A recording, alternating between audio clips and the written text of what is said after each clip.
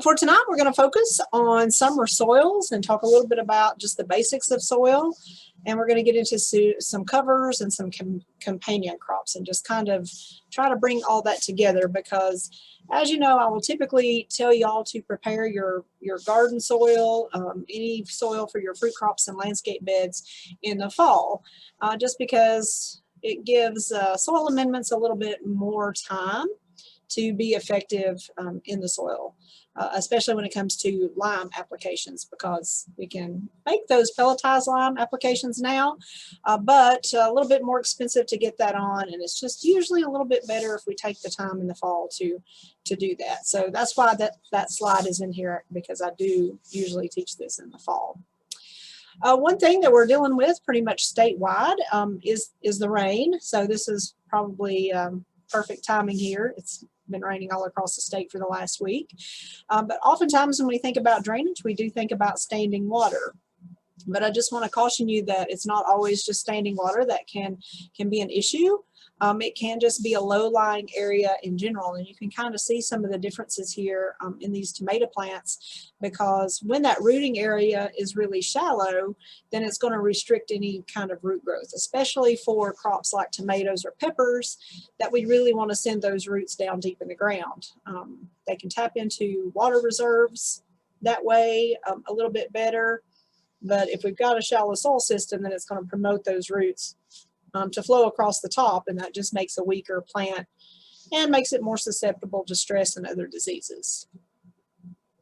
When we do start talking about building garden soil, it does kind of begin with dirt that you see there.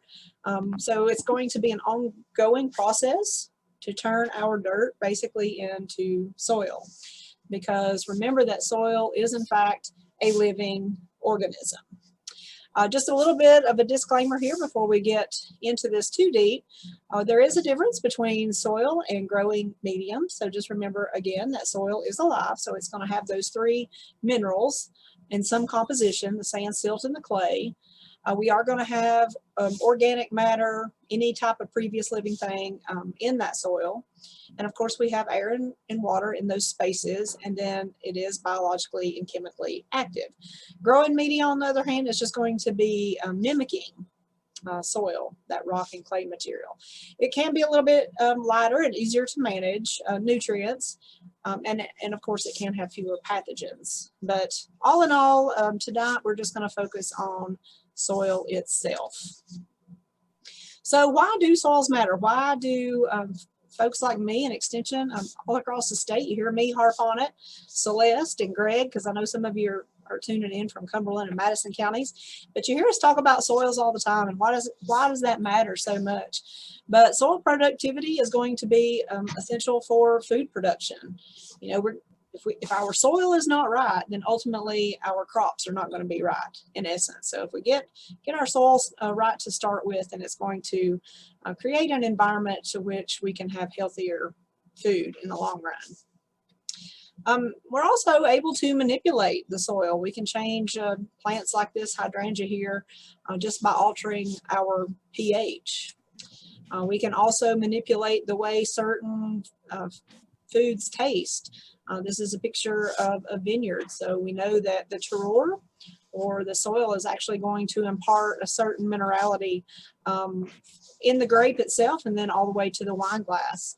Or even Vidalia onions that grow in Georgia. You know, there's a high level of potassium in those soils, which gives the Vidalias that really intense sweet flavor, a little bit more than what we can grow some of those Vidalias here ourselves. And just remember, we're pretty fortunate here in the U.S. because we're not having to grow our gardens quite like this on these terrace slopes.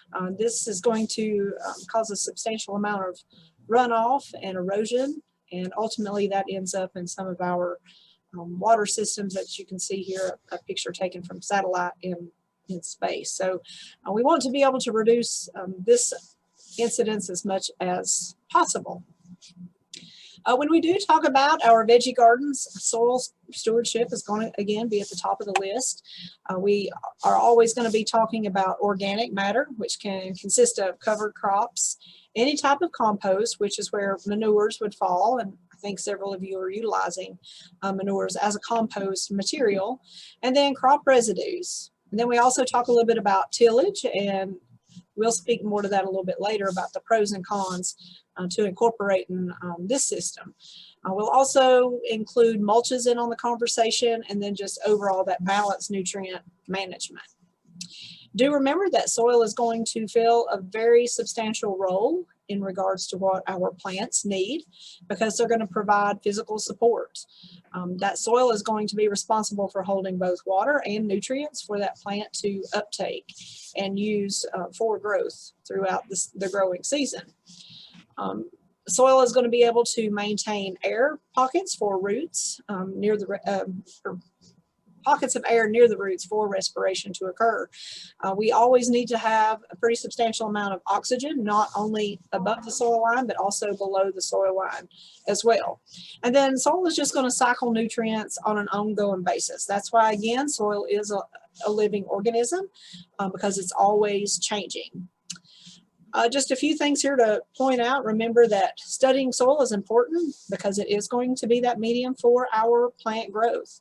It's going to be home to several organisms that are going to help contribute to our soil being continually grown, or we're increasing that soil structure or that soil tilth.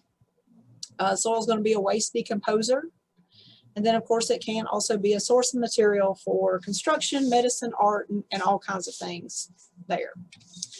Just a little schematic to remind you again that we often will talk about three properties when we talk about soils, and that's the physical, biological, and chemical.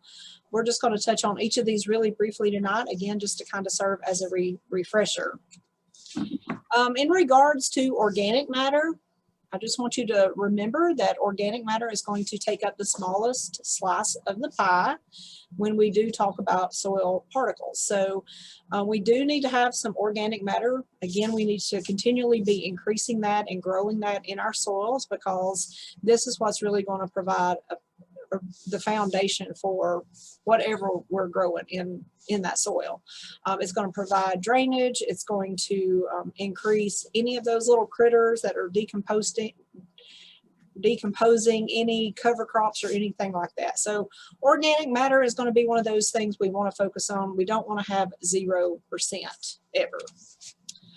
When we do talk about soils, a lot of different things are going to affect our soil. Some things are going to be outside the scope of our control.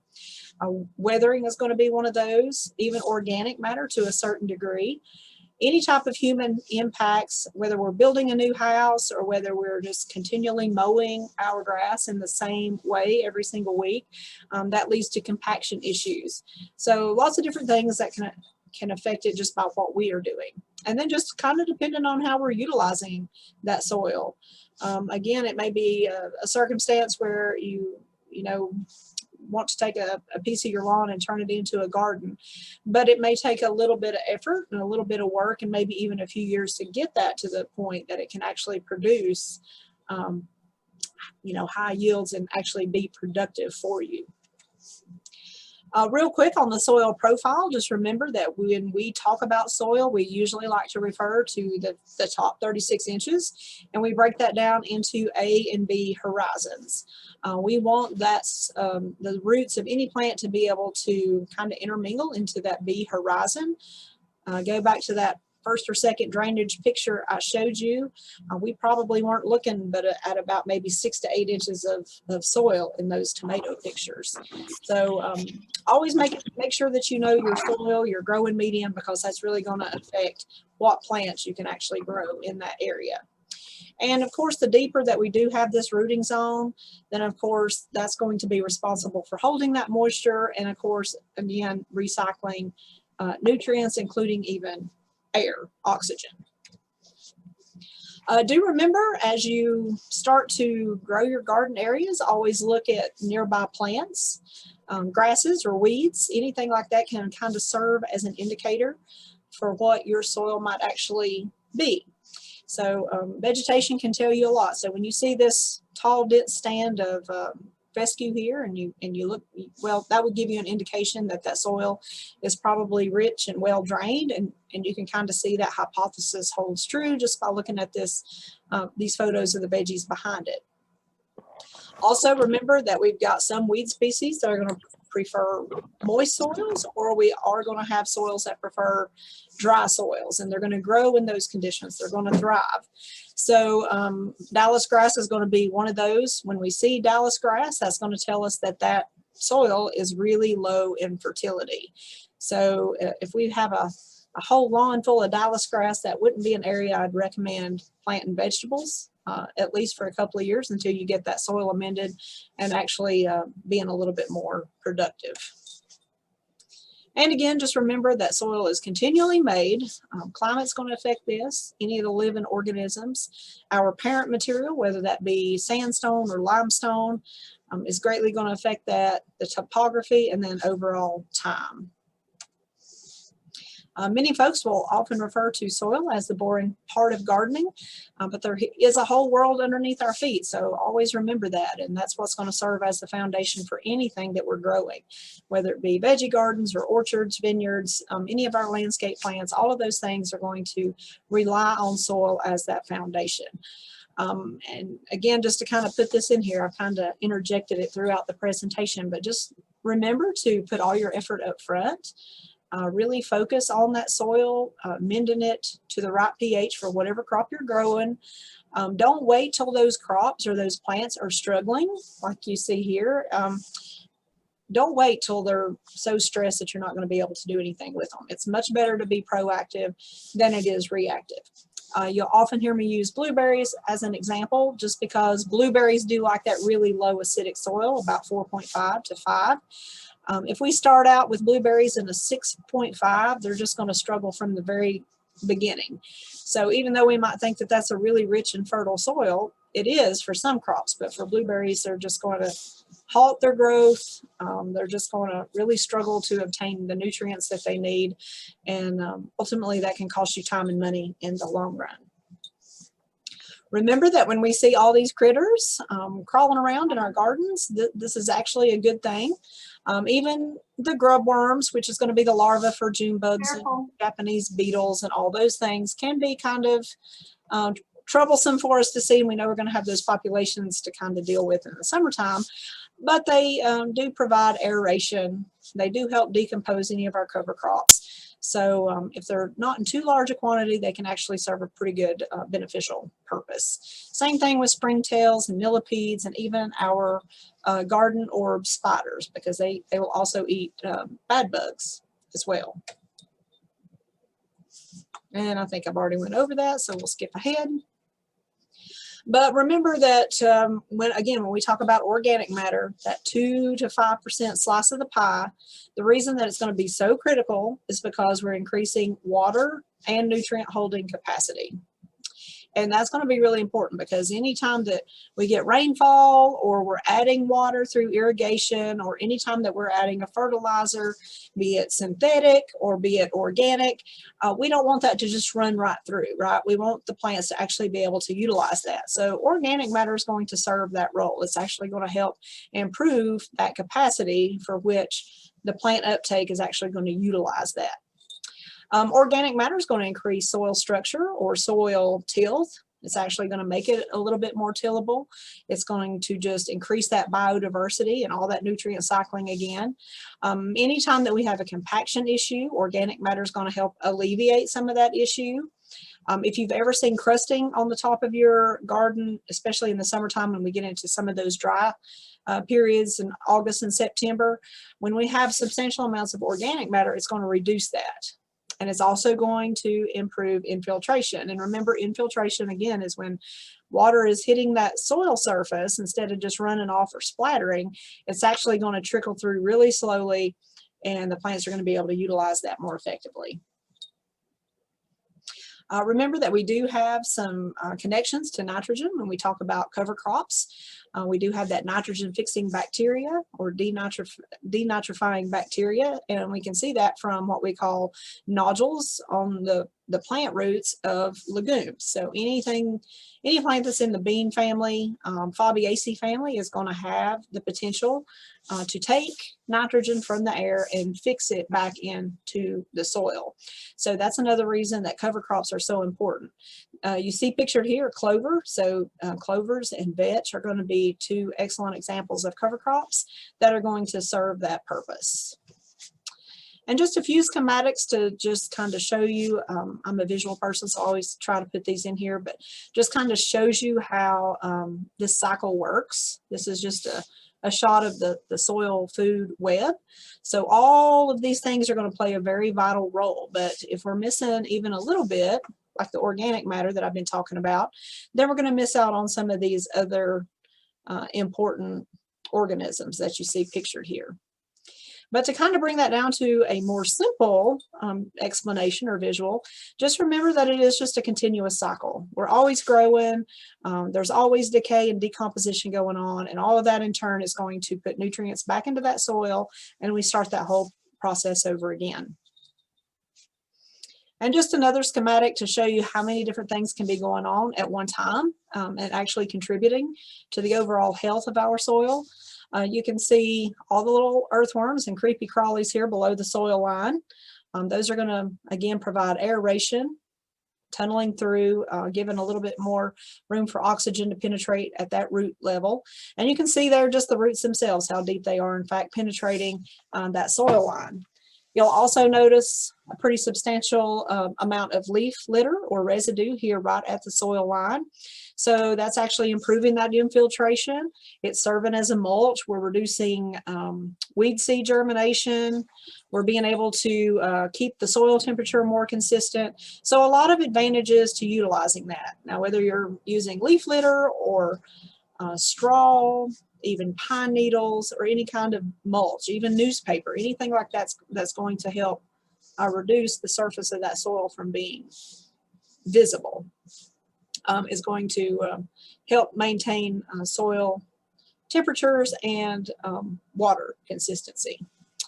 You can also just see a couple of different cover crops here, and all of those are just in turn going to be cycled back in to feed these earthworms, and again, that whole cycle starts over. Now, the rocks that we're seeing in here, you're always going to have a little bit of fragments in your soil.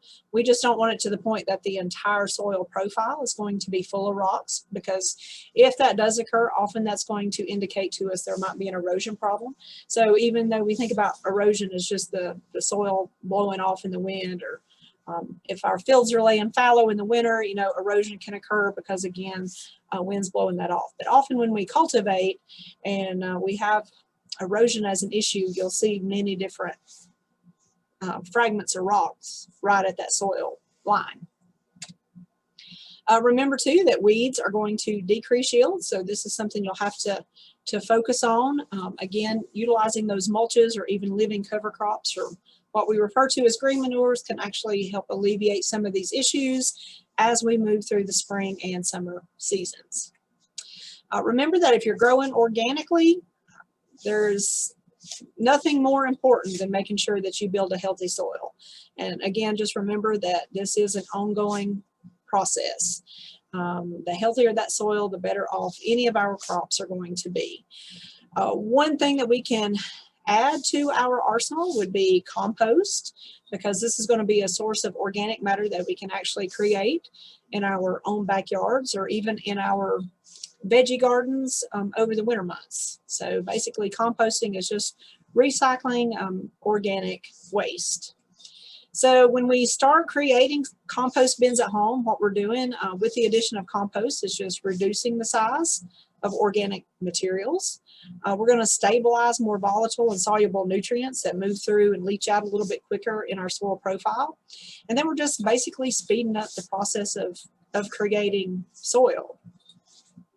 Just for your reference, because we know that it takes such a long time to create compost, when we start a compost bin, you know, it can be a year or more before we actually can reap the benefits of that. But there's a little recipe in here to kind of show you how you can create that in a little bit less time. And like I say, well, there's a link in there to just kind of show you how to do that. So you could create multiple little mini compost bins throughout your, or on your property, to kind of get you by until your big one is actually growing and thriving and you're able to utilize that. Do remember, when we talk about compost, you're going to have greens and browns. Greens, of course, are going to be green. They're going to kind of contribute to speeding up the process of the compost. So that's why we have to have that carbon to nitrogen ratio. I have included many different publications for you tonight that you'll be getting on how to create this with the right ratios of the greens to the browns. But just to remember to kind of refresh here, as far as materials that we can use, grass clippings, as long as you're not spraying any kind of like 2,4-D or Roundup on your lawn, you can utilize grass clippings in your compost pile. Any type of leaves, any type of garden waste when you're weeding or deadheading or pruning. Again, just kind of make sure that you don't have any major fungal spores, any kind of disease going on. Anything that's disease like that, burn that. Don't include that in the compost bin, even though these compost bins are going to heat up really high and can kill some of those pathogens. It's not always going to be 100%. Remember that anytime you're in the kitchen, vegetable peels, any of that can be thrown into your compost bin. Sawdust, straw, and paper. One word of caution on paper, make sure that it's the black and white. You don't really want to be adding the ink or any of that slick, shiny, like the shopping sales ads or whatever that we get in the Sunday paper. Those take a lot longer to break down. So maybe kind of putting them elsewhere, because again, that ink and all that can contribute to the compost pile as well. When we are going through the composting process, again, when we see these critters, that's not a bad thing. I've had folks actually call and inquire about some of these things, especially sow bugs, but all of those are going to be just a normal part of the process. And you will have some of these fungal organisms that do have the potential to grow either within or even on top of those compost piles. And usually that is absolutely nothing to worry about. That too is just going to be part of that process. When we do talk about manure, you've heard me mention green manure already. So remember what that is just cover crops that we're growing, and we're going to turn that back into the soil. Typically we'll say this is a little bit more useful in a vegetable garden or any newly created bed, and that's because tilling is not going to harm any existing perennial plants that we might have, like asparagus or horseradish or strawberries. Do remember that different green manures or these cover crops are going to offer different advantages. So for instance, alfalfa is one that we would utilize for their deep root system, because they're going to really alleviate some compaction issues. And again, I've already mentioned the legumes like clover and vetch. They're going to fix nitrogen back into the soil. And if we allow those to flower, then you see they can be great for pollinators, and they can serve as great habitats for our beneficial insects. So multiple advantages to using those. Anytime that we incorporate a green manure, we're going to suppress weed seed. We can prevent erosion, and we can prevent runoff. So one of the really good covers that we can use in the summertime is going to be buckwheat. And I may have a picture of this in here, but while I'm thinking about it, I'm going to go ahead and mention it. But buckwheat is it's actually considered a broadleaf cover crop, but it is one that actually germinates in 3 to 5 days, and it's fully grown, fully mature in about 45 days. It's going to be an excellent pollinator just from the blooms. It's one that you can actually trample down in your garden, and it's just going to bounce right back. So you can be really mean to it, and it's still going to be forgiving.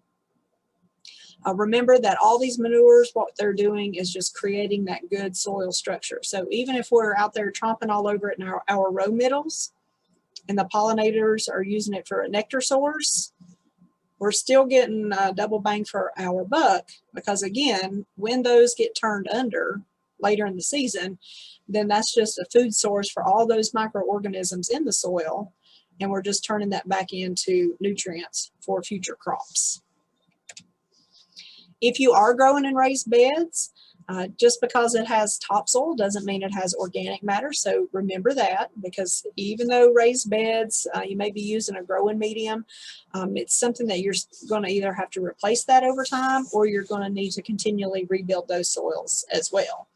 And just because it's in a raised bed doesn't mean it can't get compacted, because it can, so be aware of that. Oftentimes you're going to need to add peat to those raised beds just to provide an adequate source or mechanism for draining. If you do add peat moss, just remember that we will often need to add lime, because peat will lower the pH naturally, so just remember that.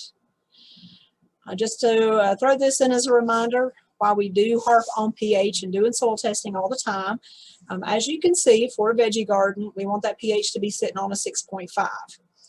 If we have a naturally lower occurring pH in our soil, then you can kind of see there that we really limit our root growth. And notice just between a 5.5 and a 5.2 how much less of a root system we actually get. So this is what I'm saying, just do it right to start with. We want to amend our soil, take the steps necessary so we can actually begin with this kind of rooting profile in our soil.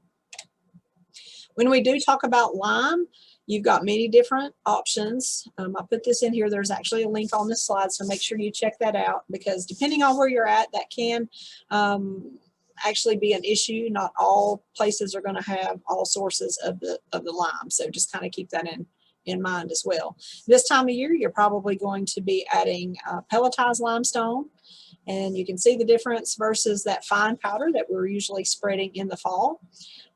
Many people actually prefer to spread the pelletized, but it is a little bit more expensive, but your reaction time is going to be a lot quicker than trying to add the fine mesh sieve lime at this time.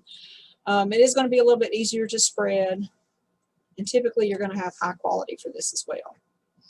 In regards to wood ashes, just to remind you that we don't really think that it's going to provide any kind of benefit.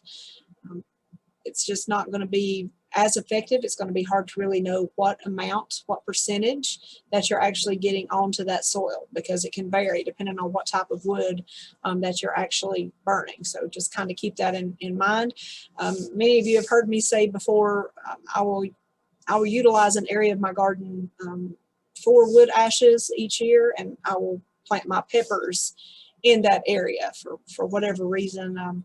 Maybe that higher phosphorus amount or whatever actually helps improve pepper production and makes them taste actually a little bit sweeter. But wood ashes too are going to be too fine to really improve that soil structure or that soil tilth. Another thing that we get questions on is vermiculite versus green manure, especially in regards to containers or raised beds. 9 times out of 10, we're going to tell you to go green with a living cover, if at all possible. So even in your raised beds, if you've got some exposed soil, utilizing something like a clover, again, it's something that you can be really rough with, and it's not going to take offense to that. It's just going to continue to grow and actually give back. It's going to help actually improve that soil structure again. Remember, vermiculite's not going to break down quite as fast as peat, but cost can be an issue with that as well. In your raised beds, always make sure you're adding that compost like we talked about earlier, because it's that ongoing cycle turning dirt into soil. When we do think about raised beds though, we want to add a few weeks before we actually plant in those raised beds, not in the fall, because if we do add that compost in the fall, then we're adding that nutrition at a time when nothing's going to be utilizing it. And then any of those healthy plant residues that are in your raised beds, you can actually kind of, if you're not going to plant anything through the wintertime, you can actually utilize that somewhat as a compost bin. But again, if it's any kind of diseased material, make sure you get that out of there. When we talk about fertilizing, just remember that synthetic fertilizer is going to give you really quick results, but it's going to be lost a lot quicker too. It's going to go through a process that we call leaching out, and that just goes back to the structure and the composition of a soil, because clay soil particle is negative. Some of our synthetic fertilizers are also going to have that. So they're just going, like nitrogen, it's just going to leach right through the soil. So that plant needs to utilize what it's going to use immediately, or it's going to be lost. Also remember that anytime we use a synthetic fertilizer, it's not going to help us build the soil structure like any type of organic fertilizer would do that. And bone meal or blood meal, some of those organic fertilizers do have the potential to draw in some nuisance pests. Some of you may have dealt with that in the past. I know I have. I'll have skunks and possums out there digging around, and it can be quite appealing to them, so just kind of keep that in the back of your mind too. One last thing on raised beds, rock phosphate is a pretty inexpensive tool for your arsenal. Anytime that when we talk about the makeup of a fertilizer, N, P, and K, of course, phosphorus is that second letter. Crops with adequate phosphorus are going to give us a really steady and vigorous growth throughout the season. Typically, substantial amounts of phosphorus are actually going to lead to earlier maturing plants too. So also going to give us a little bit larger fruits and vegetables in the fall. And you'll notice there that when we are earlier maturing, as far as the crops, then we're going to be less susceptible to any of the stresses of drought, disease, or even early frost damage. Rock phosphate, all that is it's going to be rich in minor elements like boron, zinc, and nickel and iodine. So these are going to be nutrients that our plants don't need in large quantities, but you still need a little to maintain optimum growth. So that's why it can be an issue oftentimes in raised beds a little bit more than in ground in our vegetable gardens. It's going to be long-term and slow release feeding. It's going to be available naturally as the plants need it. So what the plant doesn't need is just going to sit there and be there when the plant does need it. And it is going to be considered an organic compound as well. And as far as just the greatness of soil, just to kind of serve as some reminders, so again, you'll kind of know why we're always kind of harping on some of this time of year, but remember that clay is going to be your finest or your smallest particle versus sand and silt. And actually we want to be more in a loamy mixture. So we want to actually have a composite mixture of sand, silt, and clay. But do remember that clay is not always bad, because when we have clay, then they're going to be more cohesive. And if it's more loose, like sand, and y'all know when you run sand through your hand, then that's just kind of relay that to water or nutrients going right through the fingers on your hand as well. So when we have a more cohesive soil with the clay added in there, it's going to hang on to that nutrition and that water a little bit better. So that's one way to think about that. And you can see where the loam is falling on here. We don't want to have too much sand, obviously. And we all probably here in East Tennessee have dealt with the clay soils, and we all fuss about it, and it is a pain, and it takes a few years to actually get it kind of modified and amended to be able to produce well, but it's well worth the effort in the long run, because again, clay possesses that negative charge, so it's really going to hold on to nutrition a lot more so than the sand or silt particles. And you can always do a ribbon test. This is what we're often going to see here in Northeast Tennessee. Anytime that soil feels sticky or firm, or it just binds together like this, then we know it does have that high clay content. Or if we get that sheen or the shine to it when we rub our thumb over it, then that's also going to indicate to us that that is a clay soil. Oftentimes, especially in raised beds or gardeners just starting with gardening, we'll want to add sand to that clay soil for drainage, but don't do that, because clay plus sand is going to give you brick. And just to kind of show you there what a picture looks like at 40% sand, 40 silt, and 20% clay. And this is just versus a clay soil. And again, we're going to see vegetation. That's going to give us a clue, so you can kind of see how this is cut into the bank. So if we couldn't see this, you would see these cedar trees and be like, oh, yeah, that's going to be a clay soil, a very high clay soil. Limestone and cedars are always going to be indicative of of a clay soil. And we've talked a lot about these already, but one other word: when we do have clay soils, they're going to dry out and warm up a lot faster than our sand or our silt, which makes it another advantage, especially this time of year as we're wanting to get seeds planted in the garden. Sandy soils, if you live in an environment where you've got pretty much all sand, it's going to be really hard to improve. So keep that in mind. It's going to be really hard to amend 100% sand. So if you're on a coastal area, you know what I'm talking about. It really takes a lot of effort there. That's why, again, we like the loamy soil. We're getting that mixed composition. We're getting the characteristics, the good characteristics of all three of those. And so it basically just gives us a middle ground. So when we talk about building the organic matter, and we talk about increasing soil tilth, this is where we want to be as a loamy soil. So you can take a really fine textured soil like clay and eventually get it to this loamy textured soil. But again, it's always a work in progress, and it never stops. You can't just do it one time. Just to kind of show you some examples here, and you can probably tell here on the far right that we don't have a lot of root penetration here in this slide. You can also see kind of where it's just blocky. The texture is going to be blockier. So roots or plants are just not going to thrive in that environment. Here we can actually see where we're getting a little bit more of a root penetration, but we're still lacking in the color. And one way that we can tell that we have a soil higher in organic matter content is going to be that color. And you can kind of see a little bit of organic matter up here at the top, but it's so minute you can barely pick it out. But you can see that color. You can see the roots actually coming through all the way through that soil profile. So again, ultimately, this is where we want to be. Although often this is where many of us will start. But we can turn this soil here into this soil here in just a matter of years. Going back to that slide I showed you on the 36 inches, the rooting depth and horizon A and B.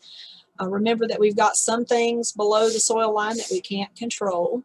Again, that's going to be bedrock, clay, fragipans, or mineral deposits, which is what you can see right here.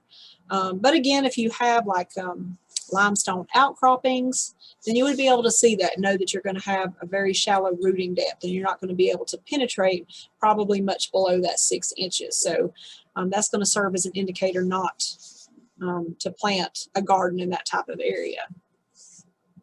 When I was talking about fragipan, basically what that is just the silts and the loams just compressing over time.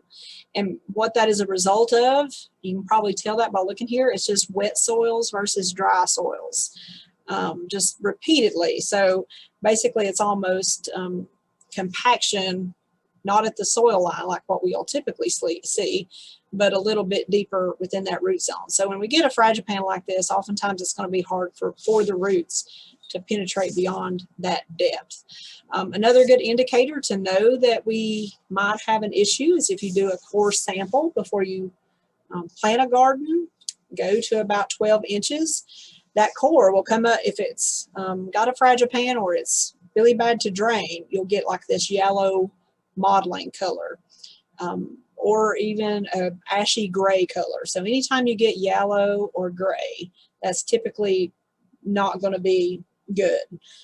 Even if you're really amending that soil at the soil line, if we have something like this going on below the surface, it can present an issue a little bit later.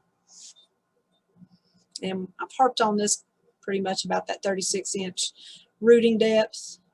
We really want that, especially for some of our larger taprooted vegetables like tomatoes and peppers. This is what I was talking about as far as outcrops and fragments. So if you, and this is what my yard looks like. So I had to really look for an area to be able to plant a garden. But I don't know if you can see this where outcrops and fragments are actually written here. But even within this area where we don't really see a lot of rock, you can see this rock back here in the back. It's probably all part of the same rock formation. So you're probably not going to have a 36-inch rooting depth in an area like this. So be aware of that. And again, that being limestone, that's going to tell us too that that's probably a clay soil. We talked a little bit about those rock fragments a little while ago, and of course they can serve as an impediment to the roots. But again, as long as we don't hit large rocks within that profile, then we'll typically be okay.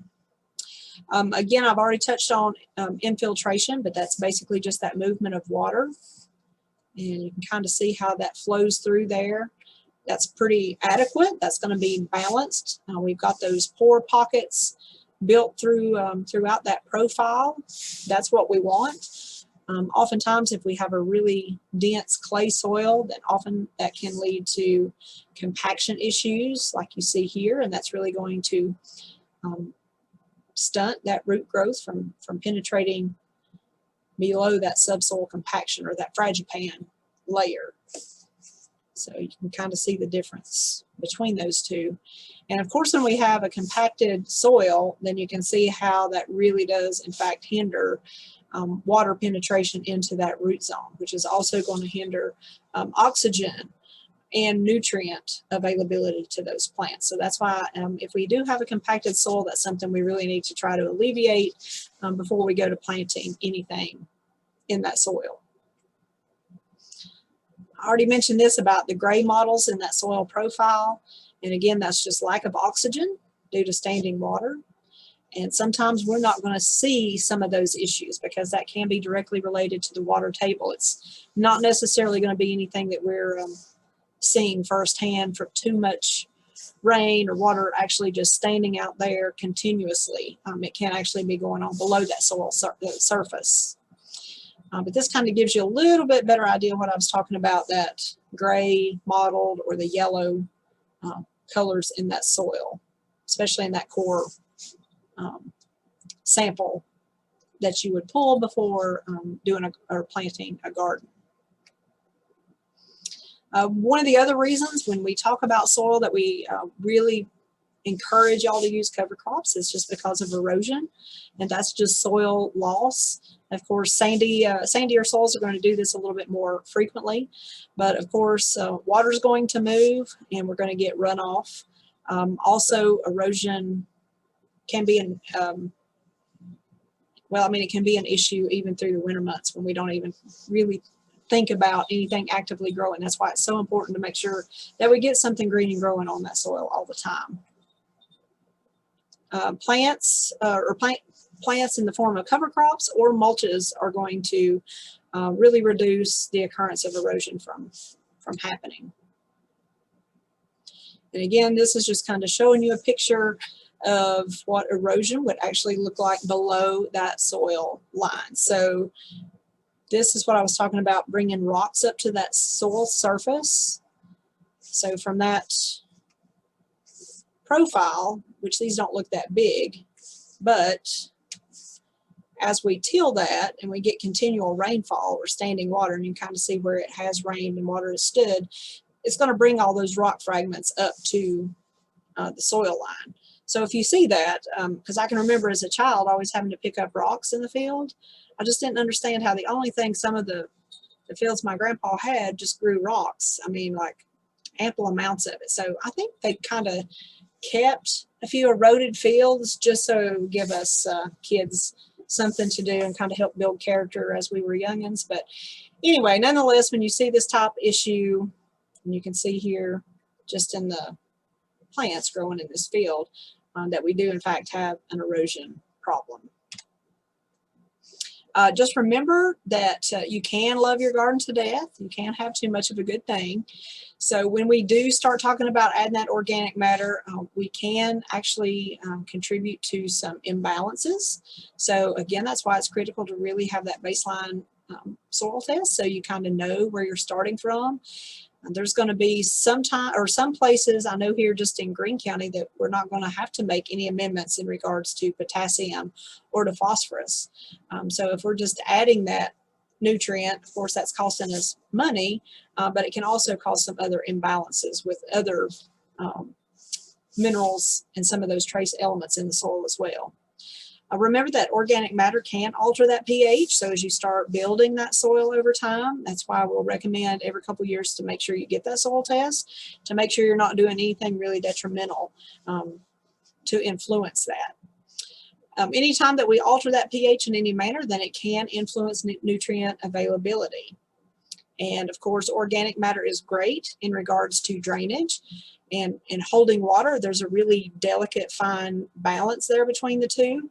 But sometimes if we add too much, then organic matter can actually hold water too much, and that can cause issues too.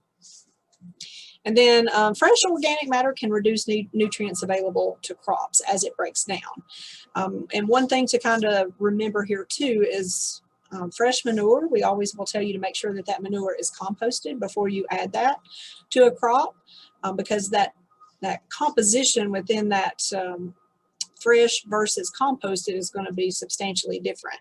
So a fresh manure is going to have higher nitrogen available to the plants at that time versus being composted. And of course, too much nitrogen can actually push a lot of foliage, but we won't get a lot of fruit in our gardens as a result. So just be cautious with that. I've kind of hit on this already, that the clay is not as bad as we all think it is, including myself. I have to remind myself that this is where it's all at, because we do in fact want any kind of fertilizer that we're adding to our plants, whatever nutrition that that veggie garden needs, we can be assured that it's actually going to attach and be utilized by those plants in the quantity for which it needs. So don't fuss too much at clay, because remember, it does have its benefits. One of these is going to be the nitrates, the ammonium nitrates and the nitrites.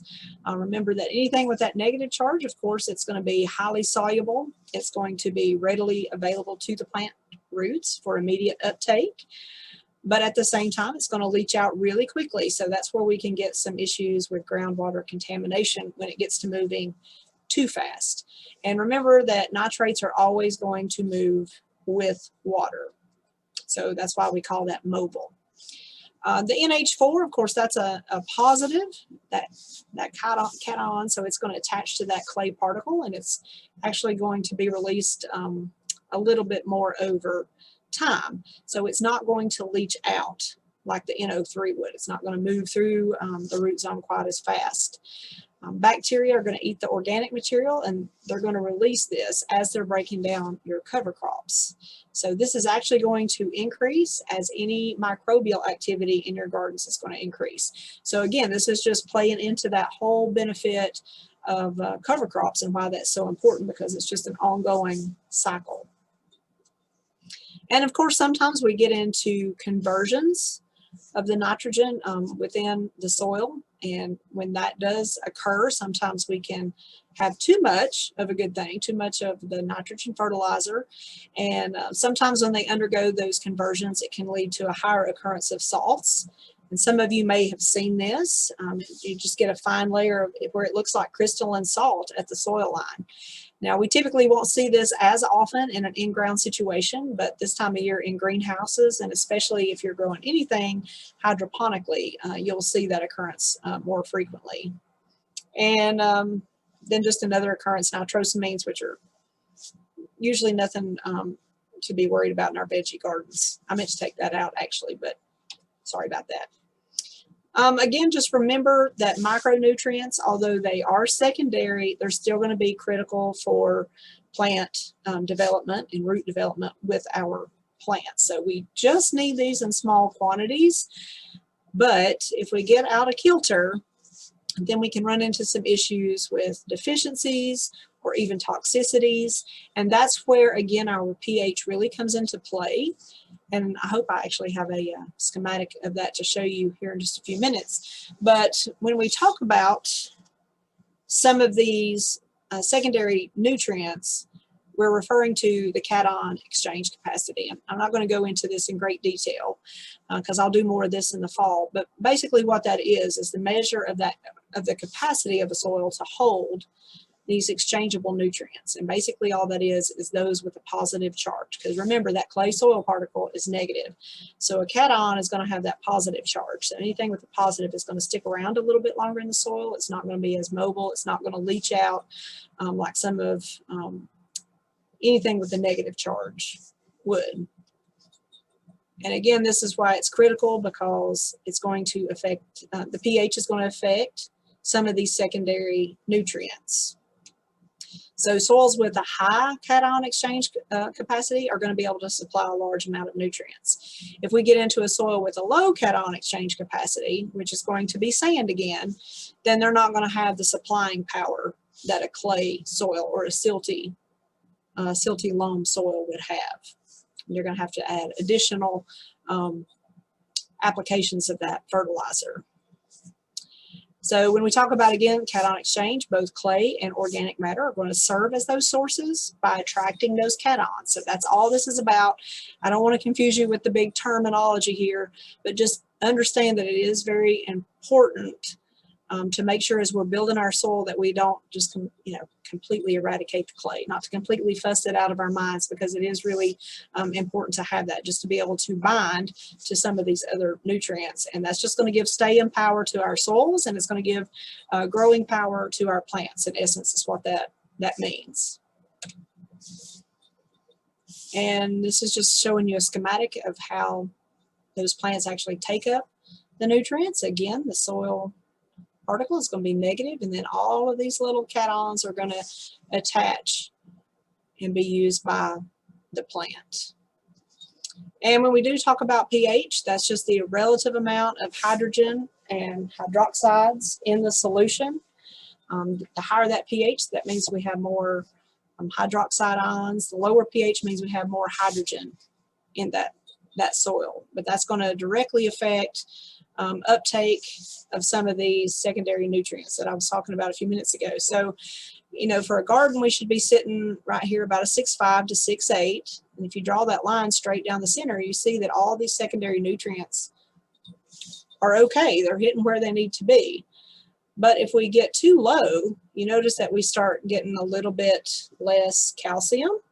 And remember blossom end rot in tomatoes, when we talked about that a few weeks ago, we said that blossom end rot is a result of lack of calcium, but it's also directly tied to moisture fluctuations in the soil.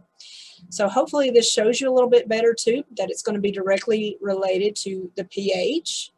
So as that pH is lower, then it ties up some of that calcium that's going to be available for our plants to use. And then if we get rainfall, if you'll notice, after rain is typically when we'll see a higher occurrence of blossom end rot, and that's why your pH may actually be a little bit lower than what it needs to be. Also the same thing with phosphorus. You can see how narrow that becomes. So if we have too low of a pH, then it's going to tie some of that up. On the flip side of that, you can get a toxicity of manganese. And I think I've showed y'all pictures of this before. It almost looks like a virus. So it mosaics, it splotches up. It's a really pretty leaf, the occurrence on the plants or on the leaf surface. But when we see that, if it's not a virus, that's also going to indicate to us that pH may be a little low, and that's increasing the manganese available to those plants. And that's actually going to be stressing that plant a little bit, and can actually lead to other problems. So that's why pH is going to be really critical. Again, I know I keep showing y'all this picture, but it just resonates, the fact that pH is so important. And likewise, if this were a blueberry plant, of course, the roots would be completely opposite. They would be really long in this middle picture and kind of shorter here. But just always go back to this picture. If you don't take anything else away from tonight's class, just remember that pH is critical from this regard. When we talk about fixing your pH, this is again where that lime application is going to come in. If you're growing something like blueberries, then we're going to add elemental sulfur. So the two are basically just opposites. Again, don't just arbitrarily add those. You really need to get a soil test to know what you need. And then you can just kind of grow your soil from there. Do remember that the soil pH, the native pH, it's always going to revert to that. That's why, again, soil is a living thing, a living organism, so it's going to have that potential. It's just going to revert back. It's just like us. If, you know, sometimes if we're trying to break a bad habit and we always just keep going back, I'm saying bite my fingernails, I can't seem to break that habit. It's the same type thing. We really have to work on that to make sure that we're not doing it. It's the same thing with our soil. We really have to just continually to build it for it to be productive for us. And then I've just put a couple of these as far as their availability in the soil, because remember I was talking about movement, if it's mobile, if it's not. So this, if you actually click on this slide in there, it will give you, it'll pull up a big chart and give you all these charts that tell you which ones actually move with water and which ones don't. So you'll kind of have a little bit better idea of how some of those secondary nutrients actually work. But when we do talk about being mobile, of course, that's when we get more leaching that occurs. If it's not something that's mobile, then of course the plants are going to utilize it more effectively. Oftentimes that's why we'll say you need to band, fertilize in the growing season next to your plants. But also when we talk about diseases, this is one of the biggies. This is going to serve as an indicator to you to be able to distinguish between actual disease pathogens versus some of these pH related physiological issues. And we know just by looking at how the progression of some of these deficiency or diseases, if we know how they kind of work in the plant, then it helps us be able to identify the root cause a little bit better. So when we have nutrients that are mobile in plants, then we're often going to see any deficiencies occur on older leaves within that plant. So that's why you'll often hear us as agents asking you some of those type questions, because if it's not mobile, then we're going to see deficiencies actually on the younger leaves. So there's a reason, like I say, we'll just ask some of those things, because often it won't be a disease, it'll actually be something directly related to the soil pH. And let's see, as far as nitrogen, the big thing here, just to show, most of you already know this, is you're going to get yellowing or stunted growth, and then you're going to see it in older tissue first.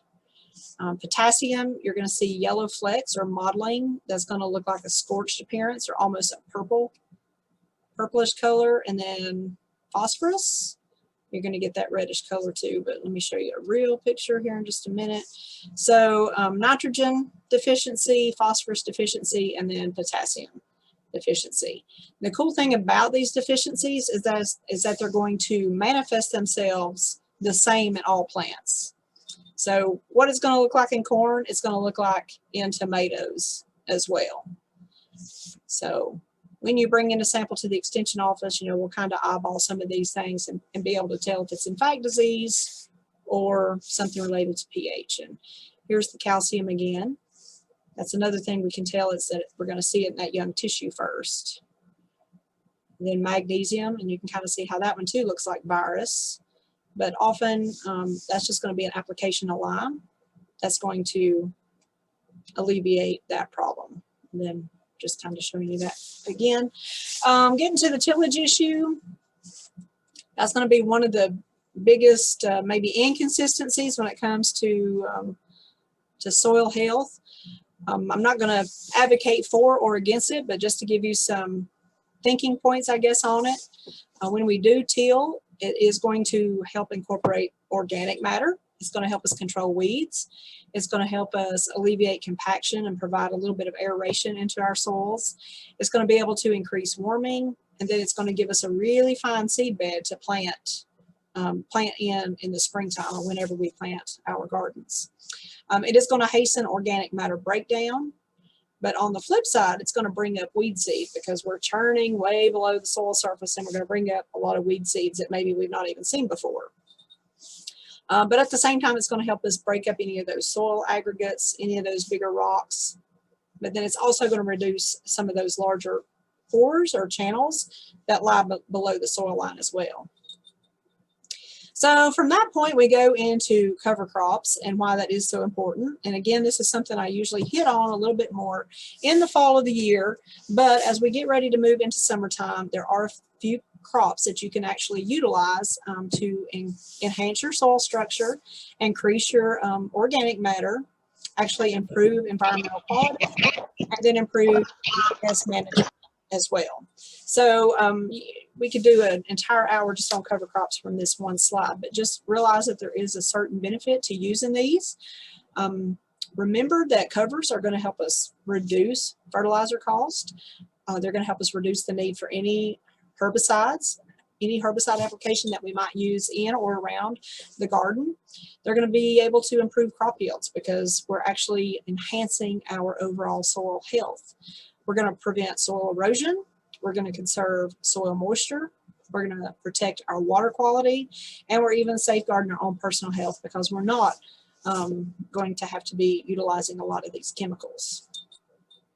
So basically, anytime that we're adding dead foliage back into our gardens, that's going to improve aeration, that water holding and nutrient holding capacity we've been talking about, and you can kind of see there from that really large biomass. This is just a grass cover crop, but you can see how extensive that root system is. And when we turn that under, that's actually food for all those organisms. And then as a, again, as a result, they're releasing nitrogen into the soil. And that in turn is going to feed our garden crops over time. And just a couple pictures to show you about turning those in. Again, this is something, hopefully, if you do have a cover crop, you've already got those turned in and ready to go because planting season has commenced. But you can mow that off or use a tiller to turn those in, or even fork those cover crops in a small space like this, or even in a raised bed. If you do start utilizing cover crops, oftentimes a tiller does make a wise investment. But on a larger scale, we even have folks that will use crimping machines and actually just lay that this is ryegrass here, will actually lay that material down and plant directly within that biomass. But that's typically going to be something on a larger scale that we would utilize.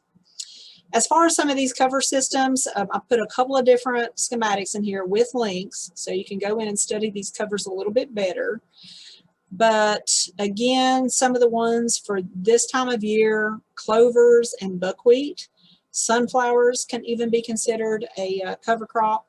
The main thing is to just not leave any soil exposed, whether you're using a cover crop or a green manure, or if you're just using a mulch, to make sure that we're covering that bare soil.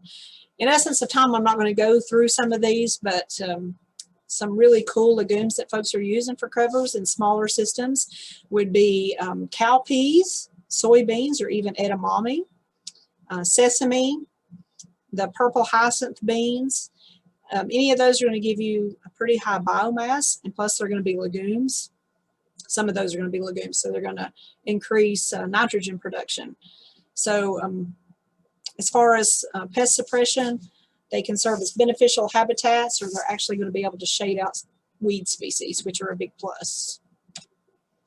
Just kind of move through some of those pretty quick. But this is what the buckwheat looks like. And like I say, it's going to germ in 3 to 5 days and be at full maturity like this within 45 days, which makes it a really nice addition to the garden. And here's sunflowers and oats and buckwheat. And I just put a couple of slides in here on questions to ask yourself in regard to your personal gardening strategies, because each one of you are going to be a little bit different as far as what you do need. And actually there are 2 slides here, but make sure you go back and review those, and then these directly correlate back to those little periodic tables of cover crops. Kind of in tandem with cover crops is going to be crop rotation, and I'm going to just touch on this really briefly because you will receive a publication, and it's pretty extensive, but it has all the crop families and all the different kind of plants that are within those crop families. And we're not just talking vegetable gardens, we're even talking weed species, certain wildflowers, and pollinator plants. All of those are going to be included in that publication, so make sure to look at that. But when we rotate, all this is going to be is another tool to help us increase that soil health and fertility.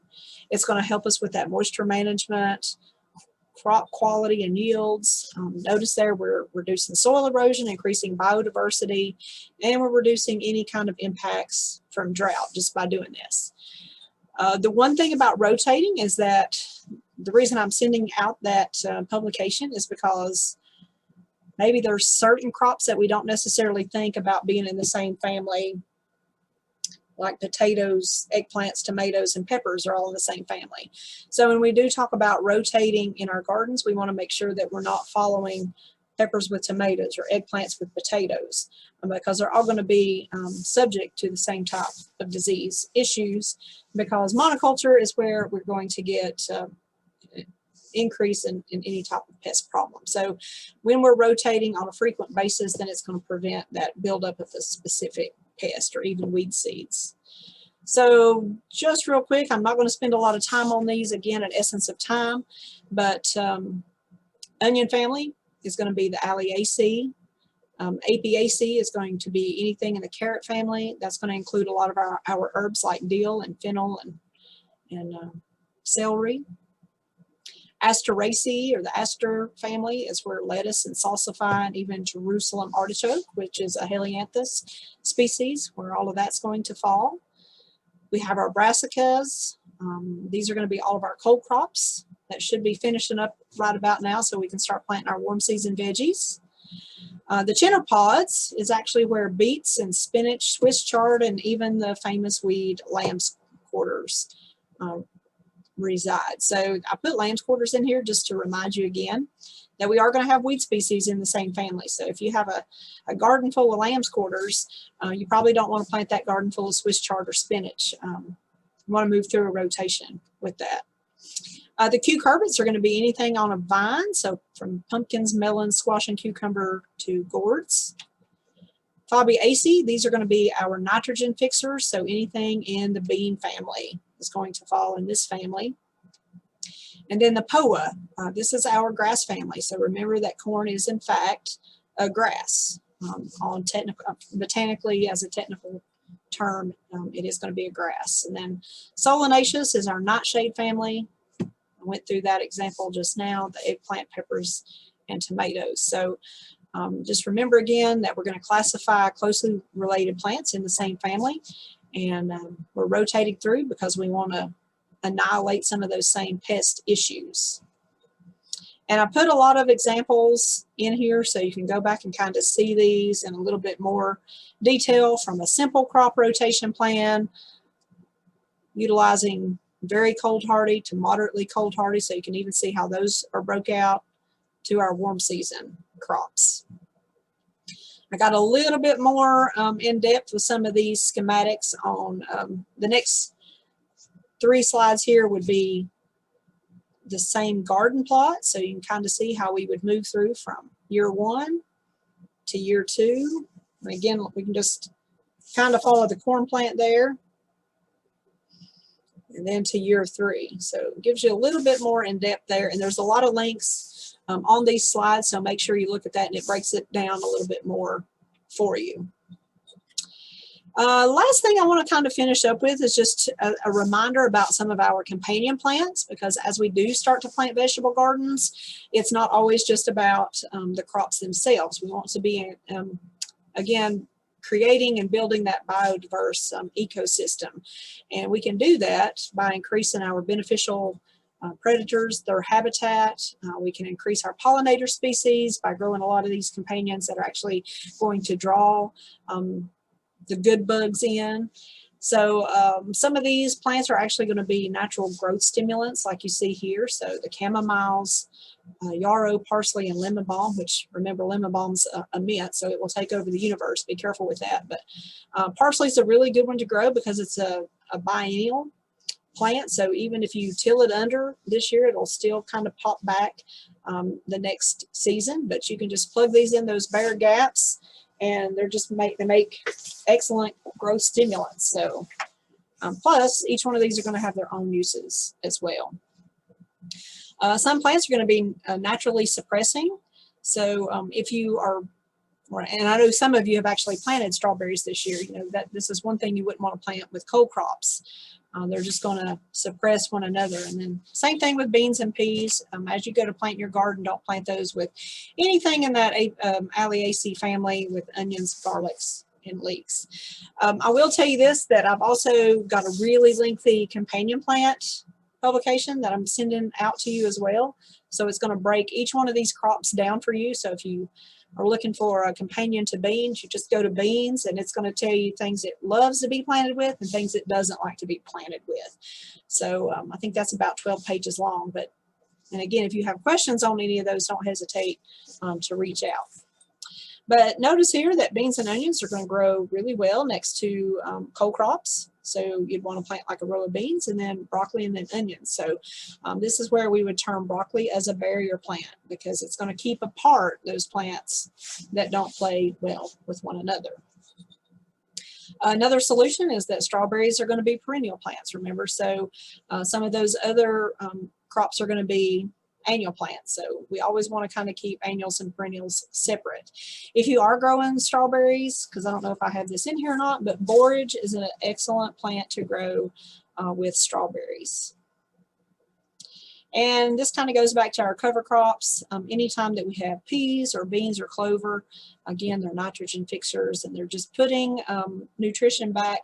So anytime we have a grass like corn, or if we have anything that's primarily leafy or green like our cold crops, these are going to make a great addition to plant with those.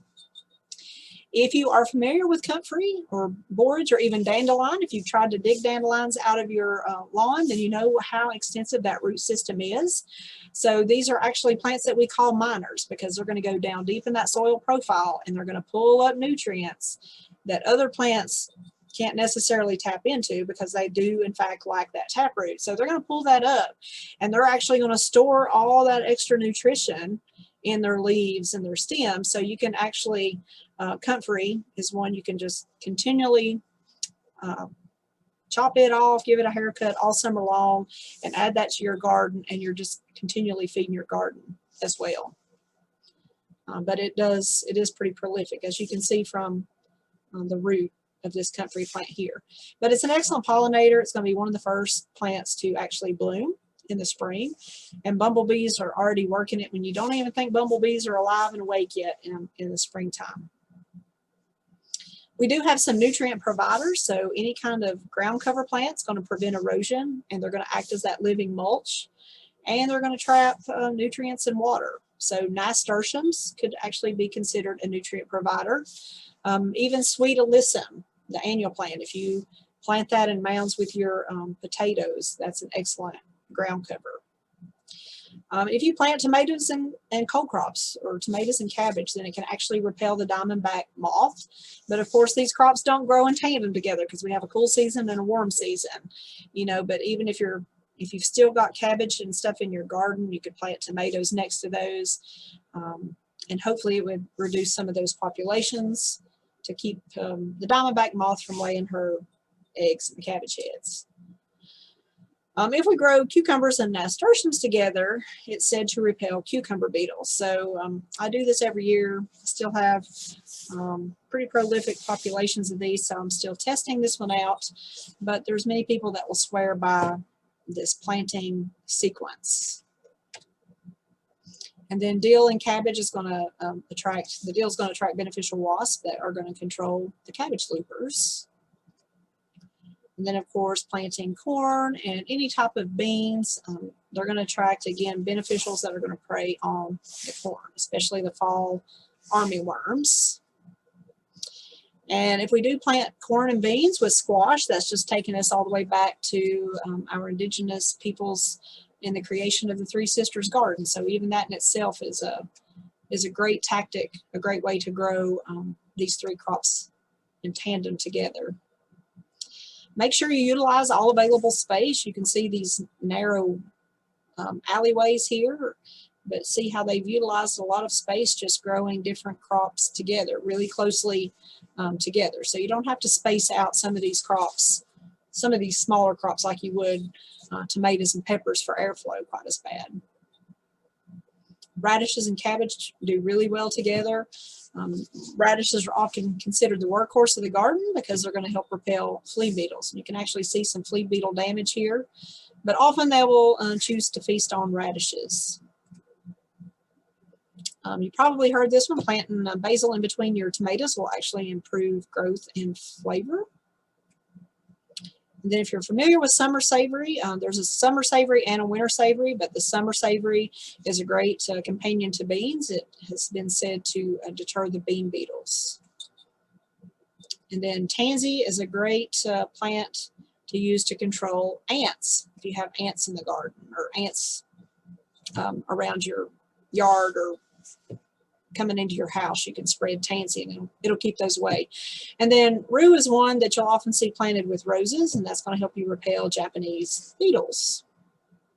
And it's a pretty plant to use as well. But some people will actually have like a skin, like rue will actually irritate their skin, so be careful with that. You might want to test it. It doesn't affect everybody. It's not quite as bad as poison ivy, but it will give you a little bit of a rash, so be careful with that. And then the dreaded Colorado potato beetle. Of course, horseradish is going to be one of those perennial plants, but you can plant it in pots around your garden where you have potatoes, and you can reduce the number of potato beetles in your garden. And then this is going to be our Lamium species. It's in the mint family, the henbit or the dead nettle. Same thing. It's going to help repel some of those Colorado potato beetles. And then fennel for your kennel. So if you have dog kennels, plant fennel. Fennel actually has an allelopathic effect with a lot of vegetable crops.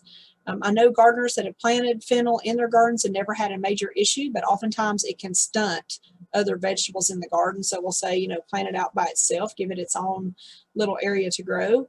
And often people will choose to fennel by the kennel because it will reduce flea populations. And let's see, in essence of time, y'all, it is 10 till 8, so I don't want to keep y'all on here much later. But in regards to companion plants, if you've never grown some of these and it was really hard to like pull out the top 10, but all of these can serve a really great benefit to your garden. So if you're not growing these, you know, intermingled with your vegetable crops, really look into some of these. Now the mints, of course, are going to take over the universe, so you'd want to contain those. Put those in bottomless pots and bury them in corners of your garden, or having a separate garden where they can't escape and get into your veggie garden. That's kind of what I do with mine, and I still reap the benefits from those. But each one of these are going to serve a different purpose, and I'm not going to go into all 10 of those. Well, I'll show you really quick, but just in brief, basil is going to be a great companion to tomatoes. Borage, all parts of this plant are going to be edible, y'all. It's going to taste a lot like celery, but it's just a beautiful addition to use in your gardens. Even the leaves are going to taste like celery. If you're into the moonlight garden, it's a really pretty plant for that too. But it's going to help repel tomato worms. Dill is going to serve as an attractant for the swallowtail butterfly, so you probably want to plant a lot of that because they can devour it overnight. But it is going to be a trap crop for the tomato worm as well, and then it's also going to attract beneficial wasps. So anytime you have the dills, no matter what kind, you're encouraging a beneficial habitat in your garden. Marigolds, these are the stinky ones. The darker the orange, the better potency they have. You can see there that they do in fact help repel bean beetles, and they're just going to be a nice companion to bush beans, potatoes, and cabbage. This is going to be the true tagetes, the Latin tagetes, the family. This one here is the pot marigold or the calendula species, so there's going to be a little bit of a difference. So when you get that chart, make sure that you look up the two depending on how you're going to utilize that. The cool thing about mint, there's so many different kinds, and they're going to serve their own purpose in your garden, but they're going to attract those beneficials. It's going to be the primary there. Nasturtiums are going to be edible. You can even utilize the seeds. It's what we call the poor man's caper. So if you like capers, just harvest nasturtium seeds. They're going to give you the same crunch and flavor. And they're going to be a great trap crop for aphids. They'll draw those in, but they'll leave alone some of your tomatoes. And then, of course, onion, another one of those stinky crops, but they're also going to promote the health of other plants, and you're going to be able to eat pretty much all parts of this plant as well. Oregano is just a really wonderful aromatic herb for the garden. It's going to be able to deter a lot of insects, especially the squash borer. So if you have an issue with that, plant this in excess, because any little thing helps with with the squash vine borer. And then radishes, again, I'll say this one is the workhorse of the garden. More often than not, it's going to be used as a trap crop. You can grow this all summer long. Just wait till you get a canopy up in your garden and sow seed, because they're going to come up really fast, even in the hot parts of August and September, and they're just going to continually work for you. So keep that in mind. They're going to keep away flea beetles especially.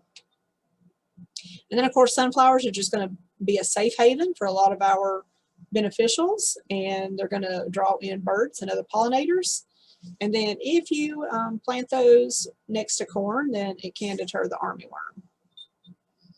All right, so that was really fast, really brief on companion plants, but that's going to wrap us up, because tonight we really wanted to focus on cover crops and composting and companion plants. So what you're going to get tonight will be, like I say, a couple of publications, one on the crop families, and then you're going to get one on companion plants, and then I have some material on creating multiple compost bins and some on rain barrels. So you're just going to get inundated with material. You'll probably get that later tonight or first thing in the morning along with the video.